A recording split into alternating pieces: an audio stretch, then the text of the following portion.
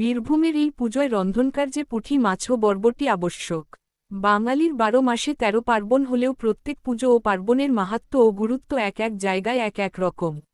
যেমন বীরভূমের রাজনগর ব্লকের অন্তর্গত তাঁতিপাড়া মোদক সমাজের পরিচালনায় যে গণেশ জননী পুজো হয় অগ্রহায়ণ মাসের শেষ সপ্তাহে, সেখানে পুজোর দিন প্রতিটি ময়রা বা মোদক পরিবারের রন্ধন কাজে পুঁটি মাছ ও বরবটি কলায় রান্নার আয়োজনে রাখতেই হয়।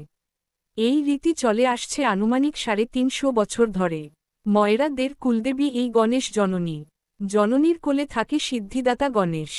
একপাশে দেবী লক্ষ্মী, অন্য পাশে দেবী সরস্বতী। মোদক সমাজ সূত্রে প্রয়াত কেদার রুজ এই গণেশ জননী পুজো সূচনা করেন। তাঁতিপাড়া, বক্রেশ্বর, গোহালিয়ারা, লাউজোর ও খয়রাডিহি প্রায় শতাধিক মোরা পরিবার এই পুজোয় অংশগ্রহণ করে। এক সময় এই পুজোকে কেন্দ্র করে যাত্রা, নাটক সহ বিভিন্ন সাংস্কৃতিক অনুষ্ঠান হতো, যা আজ অতীত। কিন্তু নিষ্ঠা ও ভক্তি এই গণেশ জননী পুজোকে কেন্দ্র করে আজও অটুট। আমাদের গণেশ জননী পূজা আজকে এটা মোটামুটি প্রায় ৩৫০ বছরের পুরাতন পূজা, মোদক সম্প্রদায়ের পূজা। বর্তমানে এই পূজা উপলক্ষে প্রচুর অনুষ্ঠান হতো, এখন সেগুলো অতীত। বর্তমানে আমাদের ভক্তি সহকারে মায়ের পূজা হয়। আর এই দিন সবাইকে আমরা আমন্ত্রণ জানিয়েছি মন্দিরে এসে পুজো দেখার জন্য।